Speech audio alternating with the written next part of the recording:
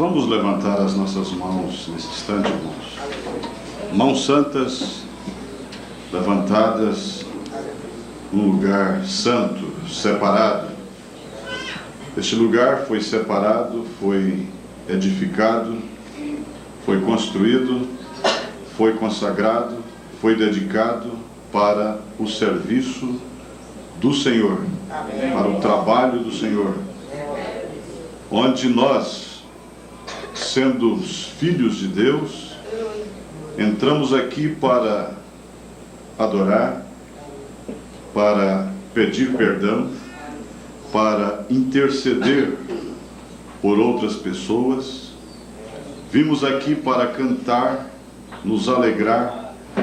Vimos aqui para receber consolo, correção, ensinamento, edificação.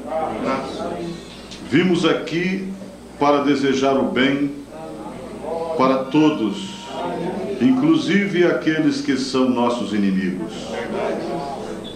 Aqui nós não guardamos rancor em nosso coração. Aqui nós perdoamos a todos e a tudo. Aqui nós estamos suplicando ao Senhor. Aleluia. Aqui nós também vimos para agradecer. Você lembra aquela reunião onde a primeira reunião, culto, aconteceu aqui? E hoje já vão mais de 6 anos, como disse o irmão João. E aqui vocês permanecem.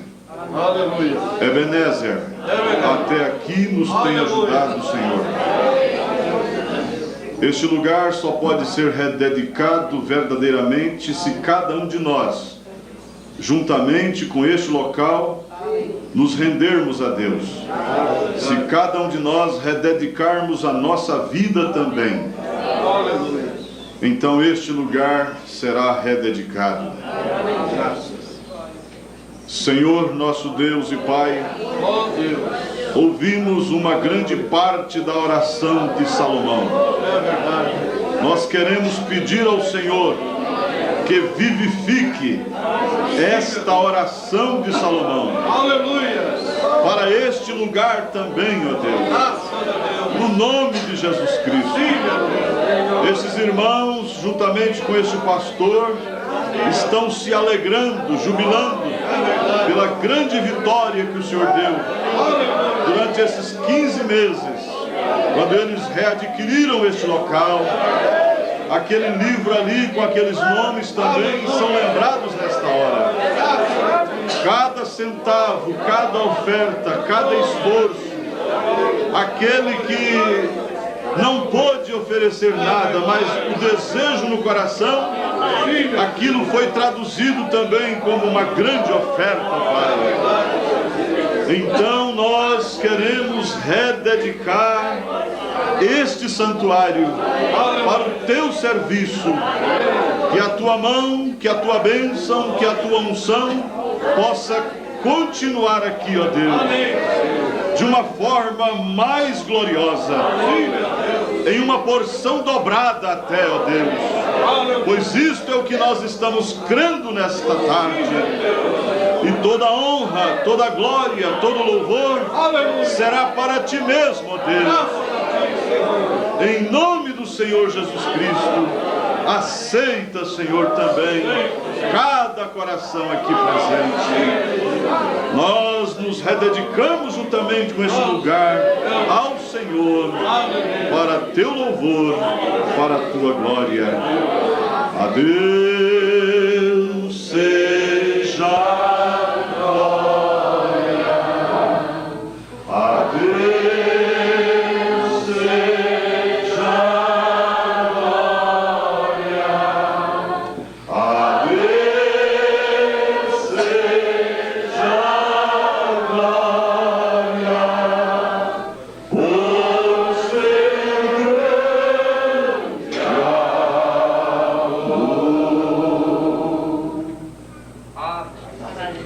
Então Josué falou ao Senhor no dia em que o Senhor deu os amorreus na mão dos filhos de Israel, e disse aos olhos dos israelitas: Sol, detém-te em Gibeon, e tu, lua, no vale de Ajalon.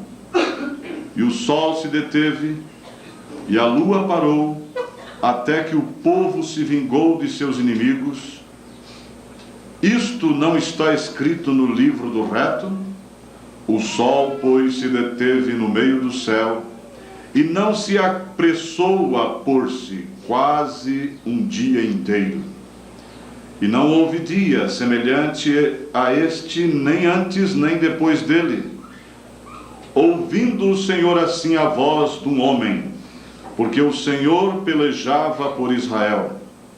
E tornou-se Josué e todo o Israel com ele ao arraial a Gilgal.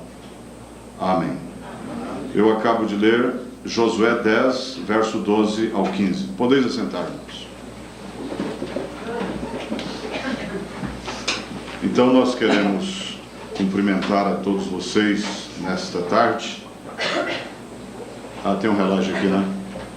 Em nome do Senhor Jesus Cristo. Para nós é uma satisfação estar aqui, depois de tantos anos, né? Eu normalmente não sou de guardar datas, de marcar tempo. Eu prefiro deixar que o tempo me leve e não eu levar o tempo, levar as datas e coisas assim, né? Porque eu acho que o tempo é mais forte do que eu. Então, depois de tanto tempo, retornamos aqui.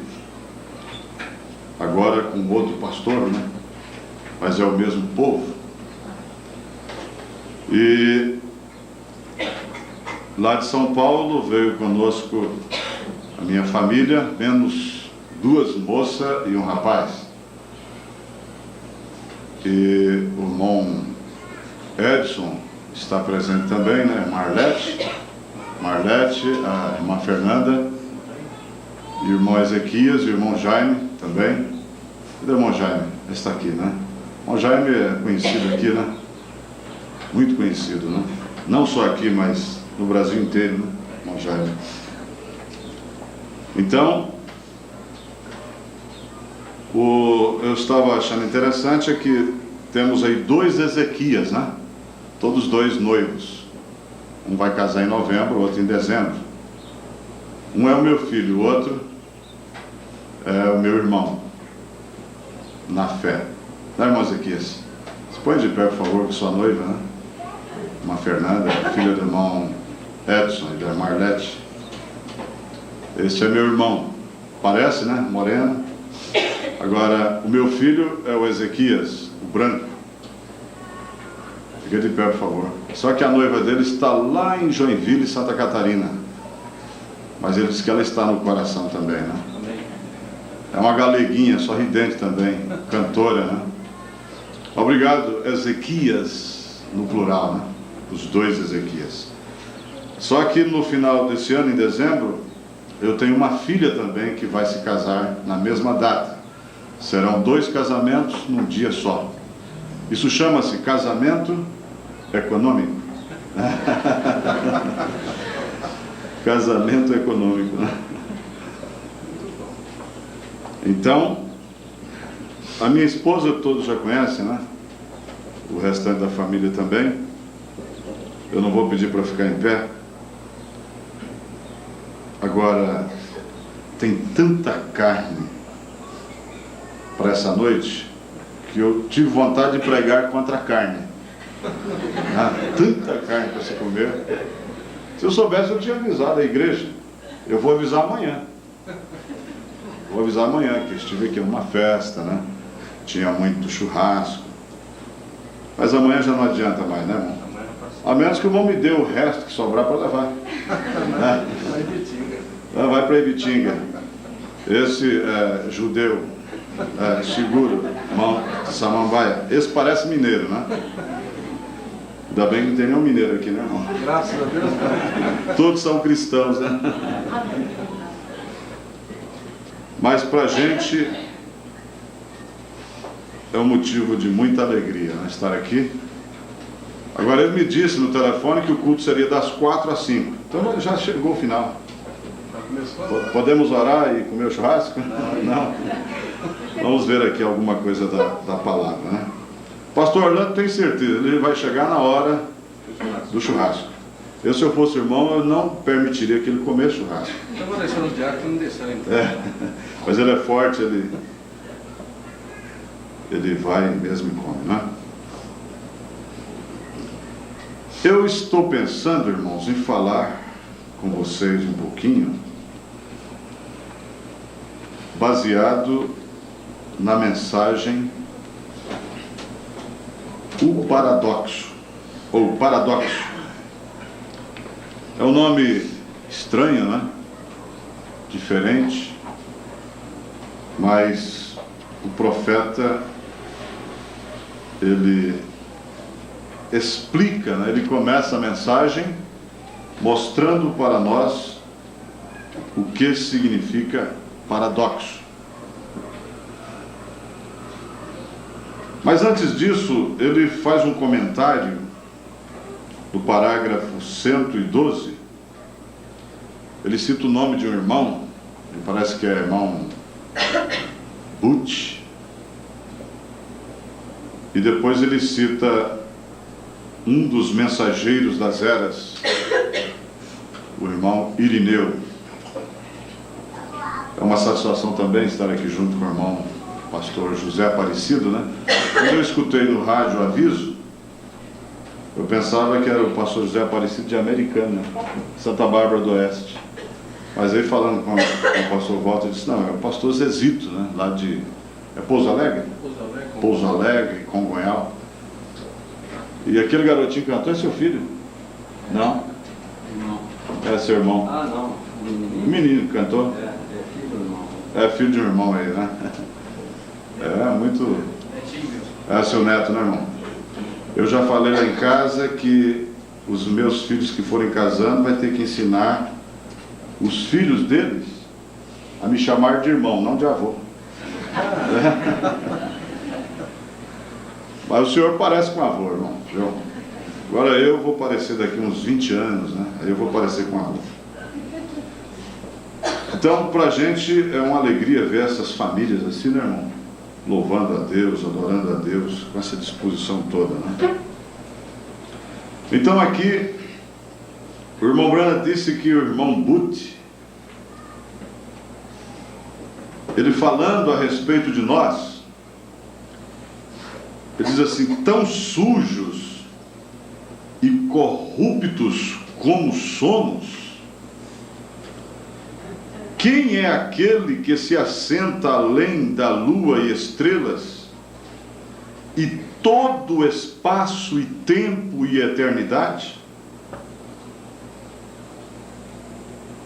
Quem somos nós para estarmos na presença daquele que se assenta além da lua e estrelas e todo o espaço e tempo e eternidade? Nós, tão sujos e corruptos como somos. Mas o paradoxo começa por aqui.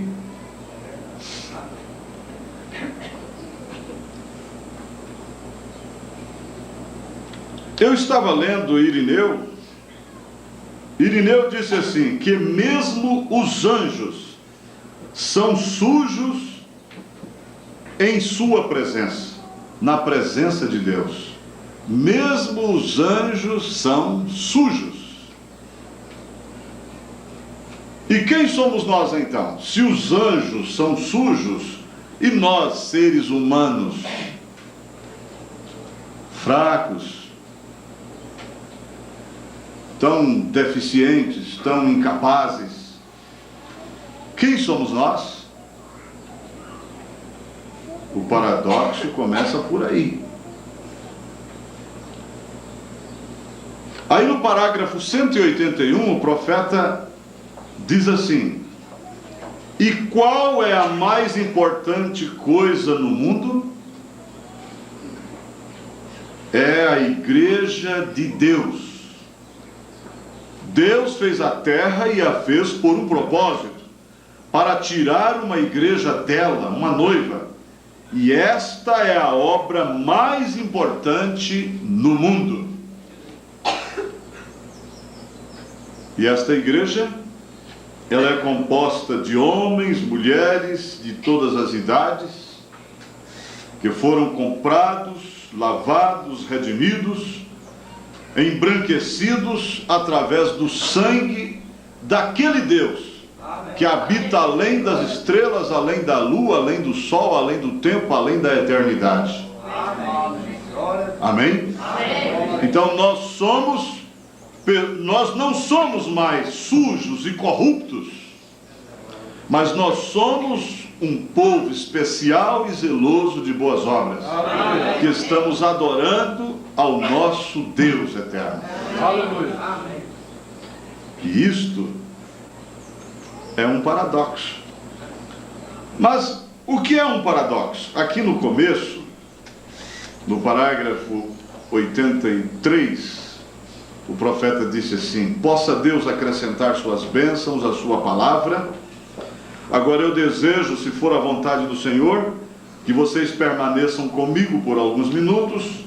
Eu desejo tomar um assunto estranho, curioso, lendo tal escritura.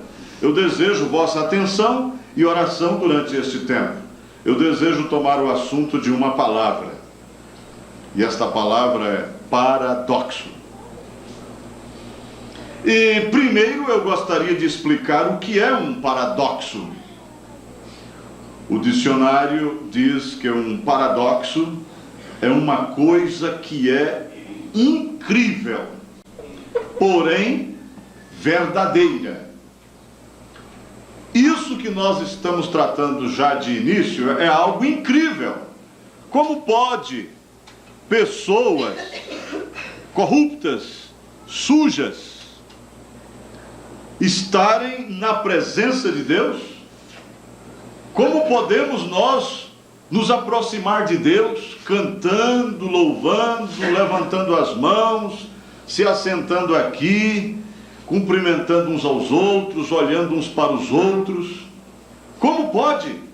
Isto é algo incrível, mas é verdade. Aleluia. Isto foi possível porque este mesmo Deus, santo, puro, perfeito, Ele fez isto possível.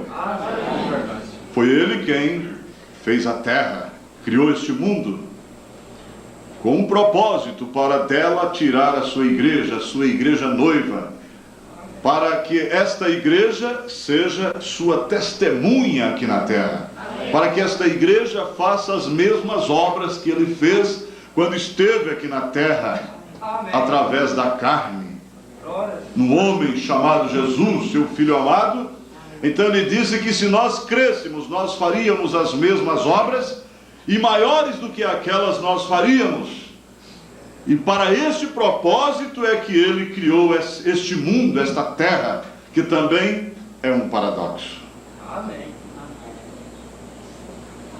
Então nós mesmos às vezes somos tentados a não acreditar naquilo que Deus determinou que nós fizéssemos, aquilo que Deus disse para nós fazermos, aquilo que Deus requer de nós através de sua palavra, sermos adoradores em espírito e em verdade. E você se pergunta, mas como pode isso ser possível? Sim, através do sangue. Aleluia. Isto é algo que é um paradoxo, isto é algo incrível, mas é verdade. Aleluia. Você pode acreditar, porque nós somos crentes, nós acreditamos naquilo que Deus nos fala, nós acreditamos naquilo que nós falamos com Deus, nós acreditamos naquilo que nós estamos fazendo e oferecendo a Ele como gratidão. Hoje é um culto de ação de graças, e nós estamos aqui fazendo isto acreditando que Ele está recebendo a gratidão de cada coração aqui presente.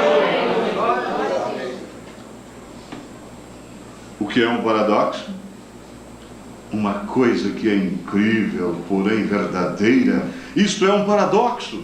Alguma coisa que é quase que completamente fora da razão, que não poderia ser, mas que mesmo assim é. isto é um paradoxo. Agora, eu desejo, nos poucos minutos que restam, ficar com esta palavra, paradoxo. Agora, nós temos muitas coisas que gostaríamos de referir como sendo um paradoxo. Uma coisa sobre a qual eu gostaria de me referir é: este mundo em si mesmo é um paradoxo.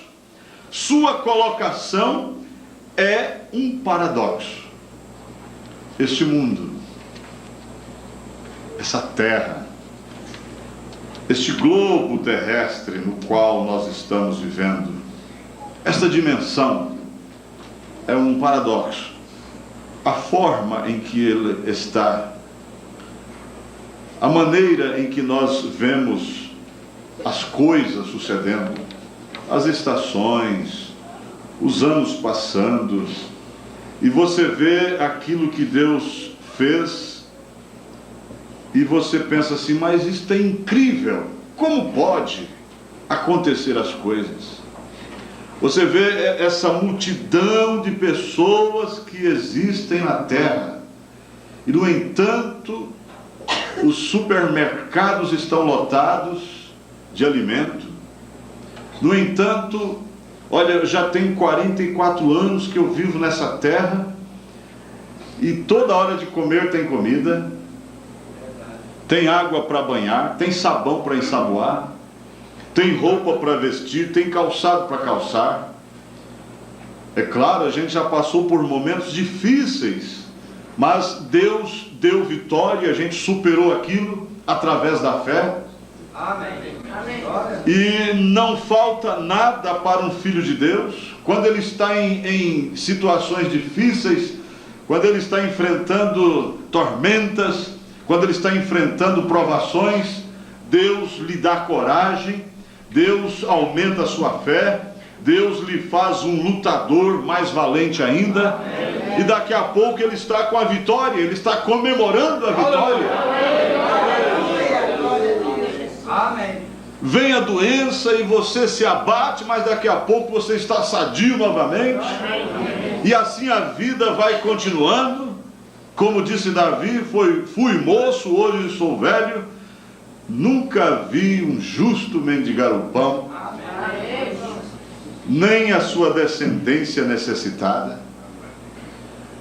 E nós vamos caminhando, e nós vamos conhecendo outras pessoas que fazem parte desta igreja, e quando nós as encontramos, parece que nós já as conhecíamos, e se nós analisarmos pela palavra, nós vamos descobrir que na verdade nós estávamos juntos na eternidade, nós estávamos em Deus.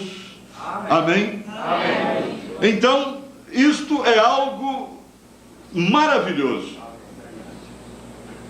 Nós tomamos Hebreus, o capítulo 11, no verso 3, nós entendemos ali que a Bíblia diz, Paulo falando agora, que o mundo foi formado e ajuntado pela palavra de Deus. Veja, um paradoxo. Uma palavra pudesse ser falada e daquela palavra se formassem coisas materiais. Isto é um paradoxo. O mundo foi formado pela palavra de Deus. Deus falou a sua palavra e as coisas materiais, as coisas, ou seja, a palavra que ele falou foi se materializando, as coisas vieram à existência. Isto é incrível, mas isto é verdade. Aleluia. E nós cremos nisso. Porque nós somos pessoas que acreditamos em paradoxos. Porque tudo para nós, tudo na nossa vida é um paradoxo. Você estar aqui hoje, nesta tarde, isto é um paradoxo. Não é verdade? Isto é um paradoxo.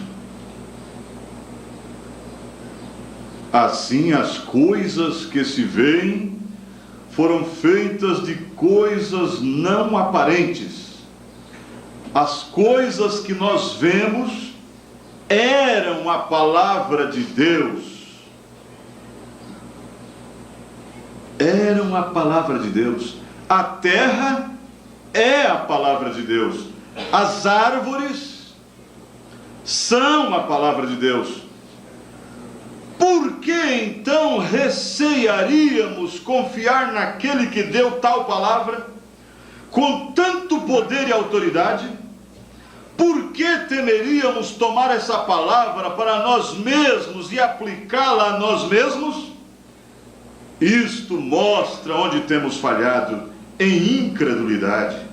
A palavra de Deus, um paradoxo, verdadeiramente um paradoxo, a palavra de Deus. Você não precisa ir longe. Estou vendo lá fora irmãs debaixo de uma árvore.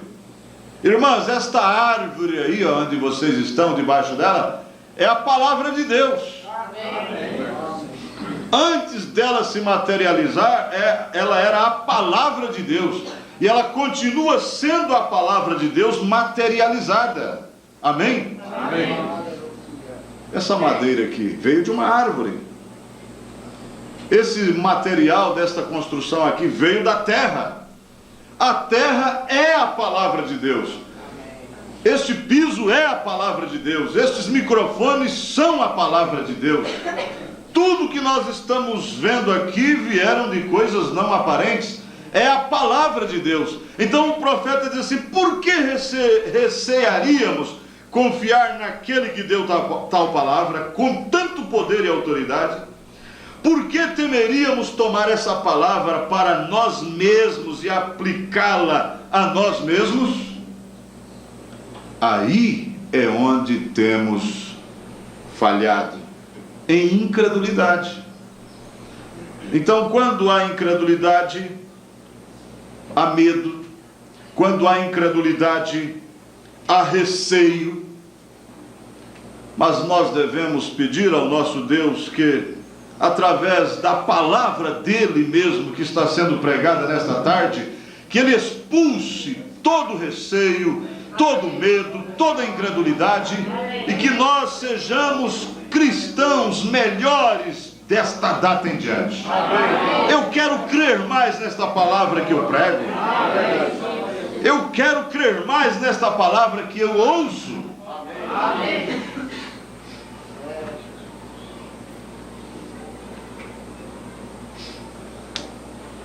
Irmão, eu gostaria de mostrar um paradoxo rapidamente.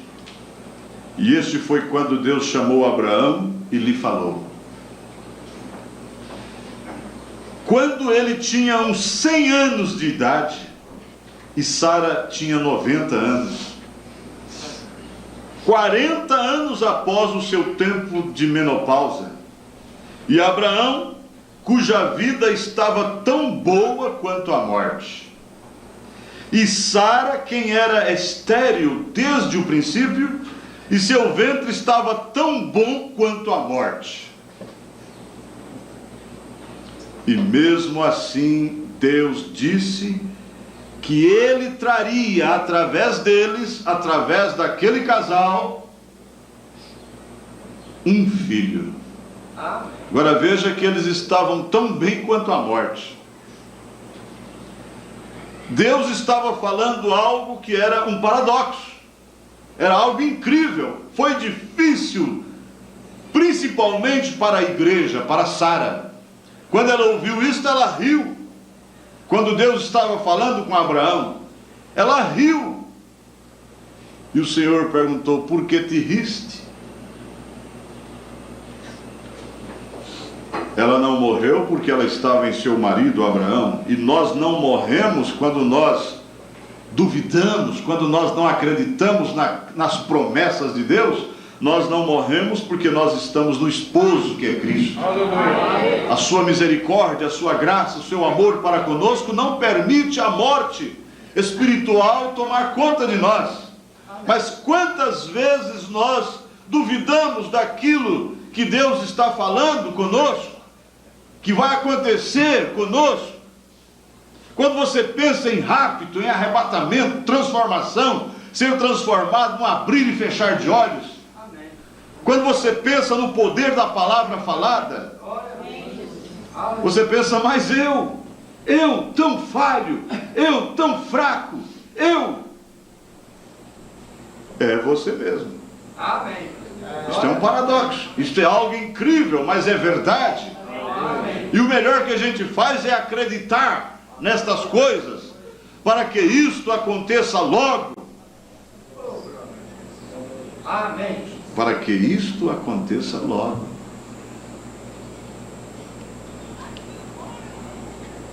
Aquilo era um paradoxo. Pergunte ao doutor se uma mulher aos 100 anos de idade poderia trazer um bebê, ter um bebê, dar à luz. Isto é impossível. Isto é inacreditável. Mas ela o teve porque Deus disse que ela o teria. Amém. Esta é uma coisa inacreditável. Pensar que um homem assentado com suas costas voltadas para a tenda, um estrangeiro com barro sobre seus vestidos, e dizer a uma mulher que estava detrás da tenda o que ela estava pensando sobre aquilo. Um paradoxo incrível, mas mesmo assim, verdade. Amém. Foi inacreditável. Quando Abraão tomou a Isaque no cume da montanha, seu único filho, e o levou para o pico do monte, para oferecê-lo como um sacrifício.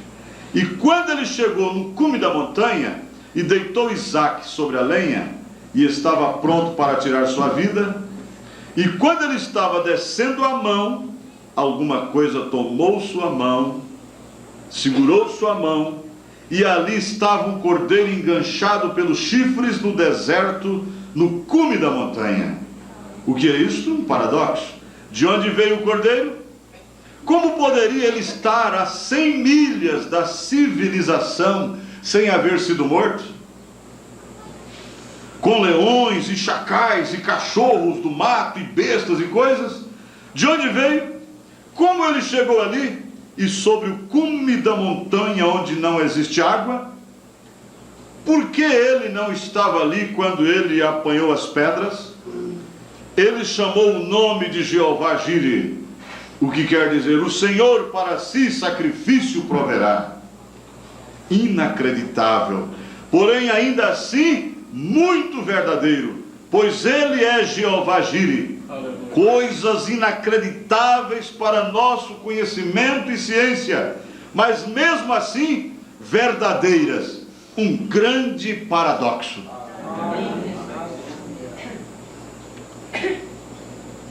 Aqui no parágrafo 114, ele fala sobre os dias de Noé. Eu não vou comentar. O que aconteceu nos dias de Noé? Olha, nunca havia chovido sobre a terra. E o Senhor mandou que Noé preparasse aquela arca, entrasse com sua família, porque ele inundaria a terra toda com água.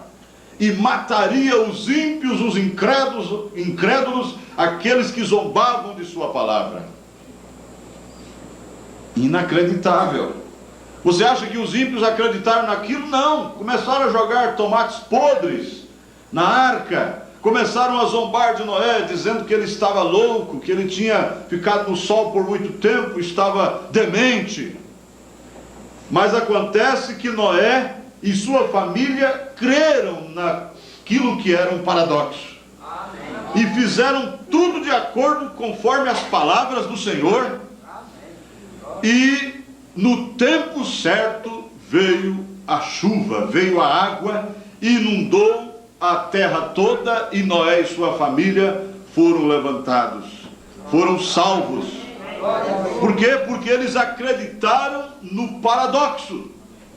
Eles acreditaram numa coisa inacreditável, numa coisa impossível, numa coisa que nunca tinha acontecido sobre a terra. Mas quem falou? Quem falou foi aquele que fala e cumpre o que fala. Foi Deus, foi o dono da terra, foi aquele que criou a terra. Ele disse que faria aquilo e ele fez. É um paradoxo. Ele fala também dos filhos hebreus, sem muito comentários, sem ler aqui, eles receberam aquela palavra de Deus, que eles não deveriam prostrar ante outros deuses, mas somente diante do Deus Criador dos céus e da terra. E veio aquela ordem que todos deveriam prostrar e adorar aquela imagem, aquele Deus, né, naquele tempo. Mas eles não o fizeram. E ao saber que eles não cumpriram com aquela ordem, então veio uma outra ordem: lancem-os numa fornalha 7 vezes mais aquecida. E eles tiveram que enfrentar aquela fornalha. E agora? Algo que é um paradoxo aconteceu. Depois deles serem lançados, e aqueles guardas que chegaram até a porta da fornalha foram queimados, torrados, de tão quente que estava, fecharam ali a porta, e depois de certas horas ou de certos dias, a porta foi aberta. Eles queriam ver nada ali, porque aqueles corpos se tornariam em cinzas. Mas para a surpresa deles, eles viram não 3, mas eles viram 4 homens andando ali. Ali está o paradoxo. Eles colocaram 3, eles disseram assim: nós colocamos 3. Ele disse: mas eu vejo 4. Isto é o que fez o paradoxo. E aquele se parece ao filho dos deuses.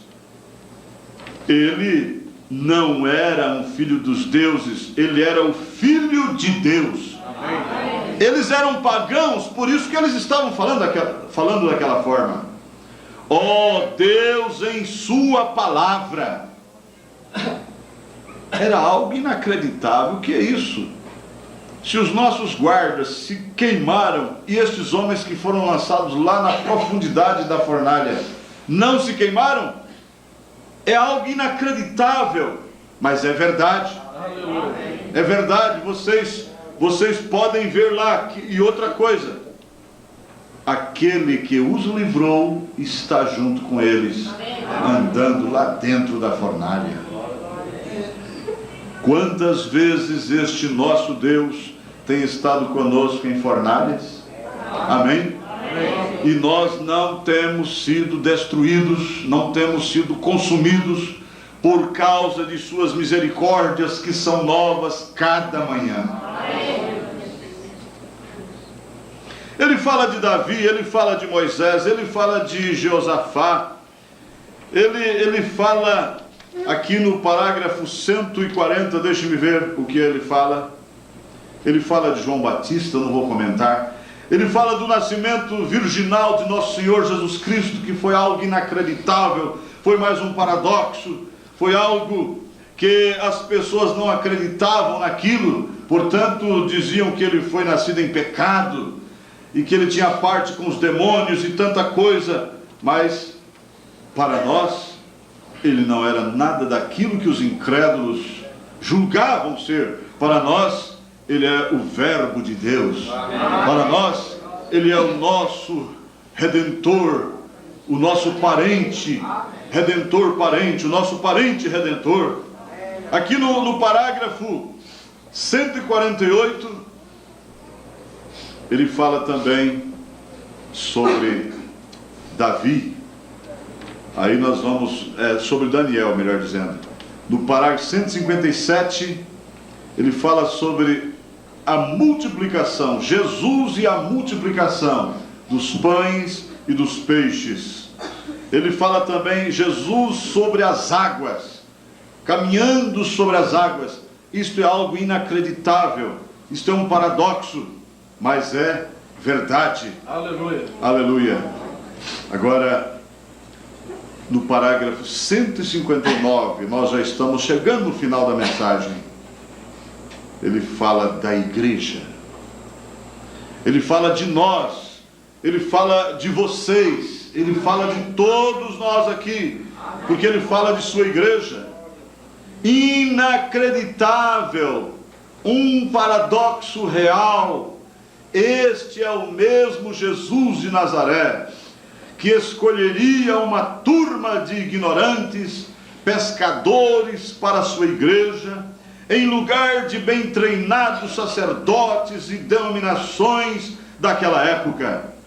Como é que um Deus que tinha toda a sabedoria, que podia andar sobre as águas, que podia tornar a água em vinho, que podia pegar 5 pães e alimentar 5.000 pessoas, e ainda sobrarem 7 cestas cheias, como é que esta mesma pessoa, o Deus que se assenta além na eternidade, aquilo era tão brilhante até o ponto em que os dois esconderam suas faces dele, o verdadeiro poço de sabedoria e pureza, e de entendimento e conhecimento, o supremo dos supremos, e ele iria para um lugar onde uma grande organização de igrejas tinha todos juntos e treinados juntos, todos seus homens, e ele desceria e pegaria uma turma de pescadores sujos,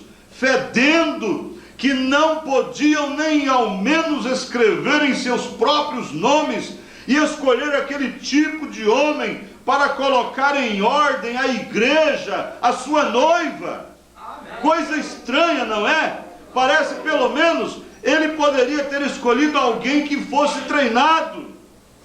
Ah, irmãos, mas ele é o treinador. Amém? Ele é o treinador. Ele não precisa de pegar alguém treinado, ele pega alguém para treinar. Ele tem nos treinado, pastores, não é verdade? Ele tem nos treinado. De onde vim eu? Eu vim da graxa, do óleo. Eu vim da mecânica. Eu saí da oficina mecânica.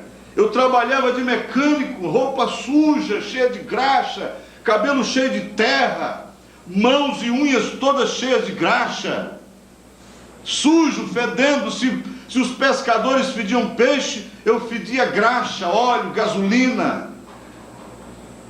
Eu não era treinado. A gente começou a pregar ao ar livre, nas praças, nas feiras. Mas Deus tem nos treinado, Deus tem nos dado treinamento, porque Ele é o treinador e é aquele que reina. É estranho que Ele tenha feito isso. Ao invés de tomar os homens da igreja, Ele tomou pescadores para fazer isto. Muito estranho, mas esta é a maneira que Deus faz. Esta é a verdade. Este é um real paradoxo. Quando Deus tomou um grupo de ignorantes, como nós os chamaríamos hoje, santos roladores, pobres dos bens deste mundo, e derramou o Espírito Santo sobre eles no cenáculo, ao invés de derramá-lo sobre o concílio do Sinédrio, onde todos os teólogos se achavam, onde todos os grandes homens estavam, onde o cabeça de todas as igrejas, onde aqueles que tinham estudado nas Escrituras e tinham feito uma grande escola, bem treinados, esperavam pela vinda do Messias, e conhecendo ele, que eles seriam aqueles que sairiam e o encontrariam e diriam: Messias, você desceu como que nas asas de uma aeronave, você se coloque aqui nos degraus de nosso templo. Nós o vimos descer do céu, de um corredor de ouro dos céus. Agora nós estamos todos treinados e prontos para ir ao trabalho.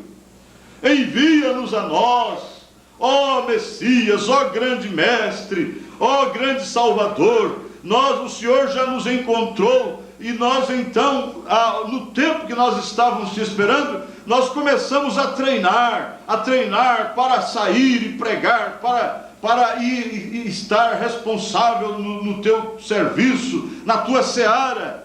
Ó, envia-nos. Nós tomamos aulas, nós temos nosso bacharelato de artes, nós temos nosso PhD, LLD, e tudo isso, nós somos todos treinados. Aqui nós nos colocamos 10.000 potências, nós estamos prontos para que o Senhor nos envie.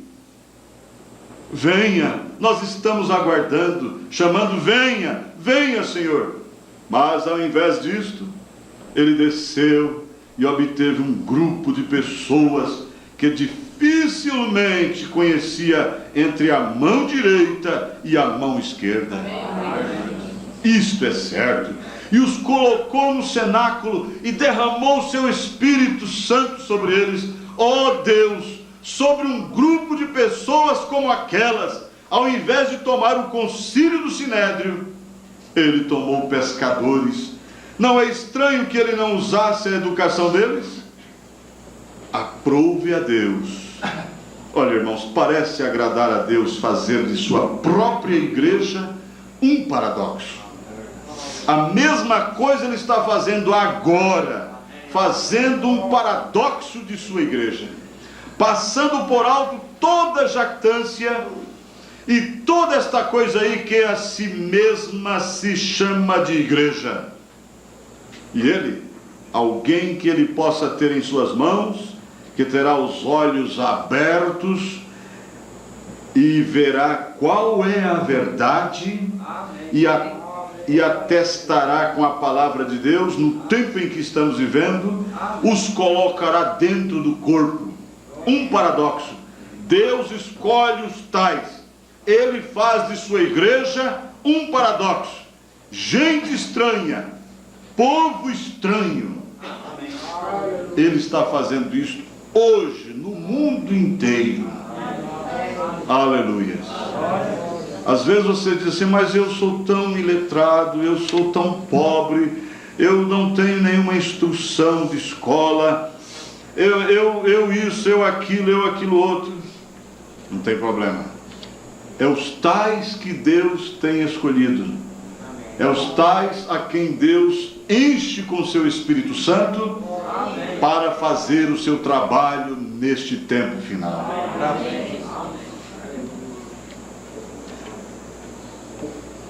Para finalizar, o parágrafo 179, o profeta disse: eu creio em paradoxos.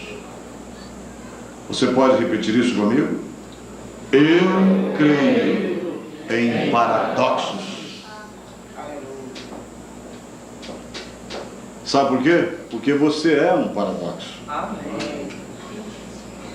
Cada moça aqui é um paradoxo. Cada rapaz.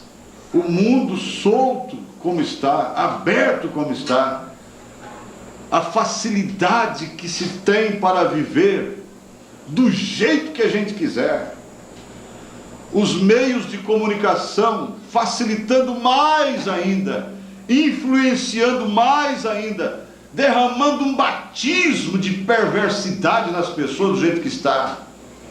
E no entanto nós podemos ver essas moças, esses rapazes, essas crianças, esses casais, mesmo homens, idosos, experimentados na vida, vivendo uma vida de santidade, vivendo uma vida separada do mundo, aleluia, separada de tudo aquilo que o diabo está oferecendo gratuitamente, e ele está até pagando para as pessoas receber aquilo que ele está oferecendo.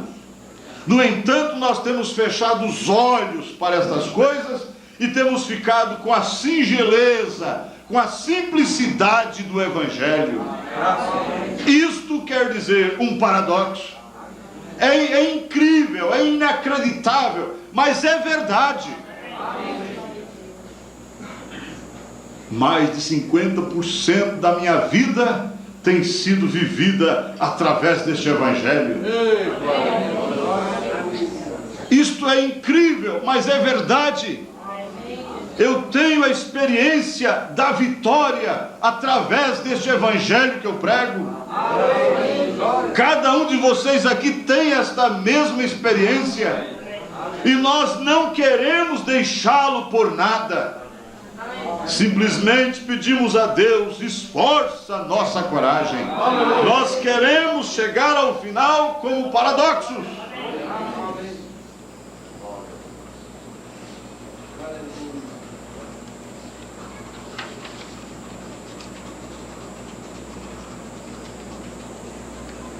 Eu vou encerrar onde eu comecei.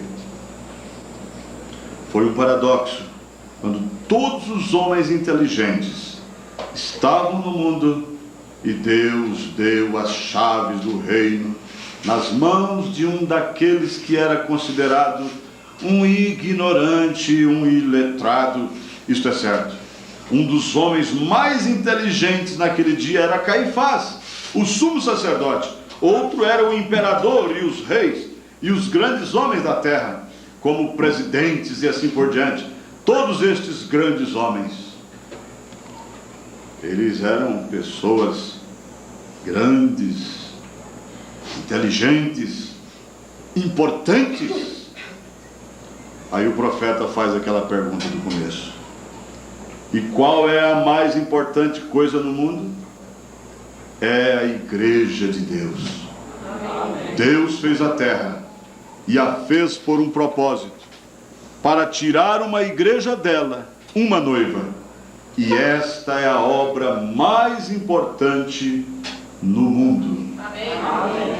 Enquanto a igreja brilha, enquanto as religiões brilham, a noiva de Jesus Cristo incandesce. Está no parágrafo 208. Por quê? Porque a igreja noiva, ela crê em paradoxos. É verdade que a grande igreja brilha e resplandece com teologia polida, enquanto o reino dos céus ruboriza-se com a humildade dos pobres e humildes. O evangelho não brilha, ele incandesce. Minério que parece ouro brilha, o ouro real incandesce. Existe uma diferença entre um brilho e uma incandescência. Nós sabemos disso. Enquanto a grande igreja resplandece e brilha com estudiosos altamente polidos, finos bancos de igreja, crucifixos por toda a parede, e as mais altas e finas estruturas e prédios, e coisas muito grandes, altas torres, tudo desta maneira, o pequeno reino, o pequeno rebanho, embaixo em algum beco como aqui, em algum lugar, está incandescendo com a glória de Deus, cheio dos humildes de coração. Vem, Deus operando neles, curando os doentes, ressuscitando os mortos e expulsando demônios, e assim por diante. Desta forma, apenas deixando-os prosseguir. Feche seus olhos. Eu creio em paradoxos, porque eu mesmo sou um paradoxo. Pastor Walter é um paradoxo. Pastor José Aparecido é um paradoxo. Essas irmãs que cantam, que tocam, esses diáconos, essas crianças, estas moças, estes adolescentes, estas famílias aqui, a viúva, o viúvo, todos nós aqui somos paradoxos. E nós cremos em paradoxos. Ao ver a situação do mundo e ao ver aonde nós estamos no esconderijo do Altíssimo, nós estamos bem protegidos, nós estamos guardados pela mão poderosa deste Deus. Isto é verdade, não há por que duvidar disso, não é por que não acreditar nisso. Isto é verdade, aleluia. Você quer agradecer a Deus? Então clame a Deus, agradeça a Ele. Senhor, eu te agradeço de toda a minha alma, de todo o meu coração, porque o Senhor tem tido misericórdia de nós, o Senhor tem nos chamado, o Senhor tem nos escolhido desde antes da fundação do mundo, e nós estamos, ó Deus, separados do concílio deste final de tempo, separados das denominações, somos batizados em nome do Senhor Jesus Cristo. O Senhor nos tem dado um profeta precursor de sua segunda vinda. Temos a revelação dos 7 selos, temos a revelação das 7 eras, temos o verdadeiro batismo do Espírito Santo. Te agradecemos, ó Pai, de todo o nosso coração. Cura alguém que está doente nessa tarde. Expulsa os demônios de enfermidade, demônios no estado físico.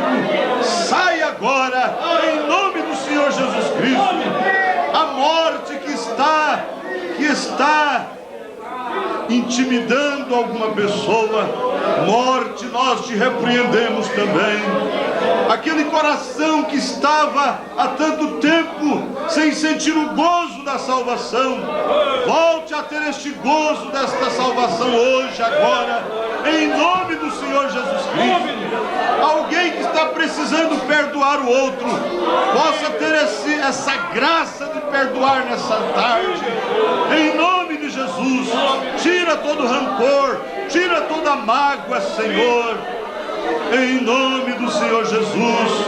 Se tem alguém desempregado e precisa de um emprego para manter sua família, abra, Senhor, a porta, que na próxima semana este irmão possa encontrar essa porta aberta, em nome de Jesus Cristo. Tire, Senhor, os males que estão nos órgãos femininos. Tira, Senhor, as doenças que estão nos corpos de cada pessoa aqui, em nome do Senhor Jesus. Te agradecemos por tua bondade. Glória a ti, glória a ti. Te agradecemos por tua bondade. Glória a ti, Senhor Jesus. Que a minha alma se alimenta do pão da vida, do pão da vida. Que a minha alma se alimenta do pão da vida.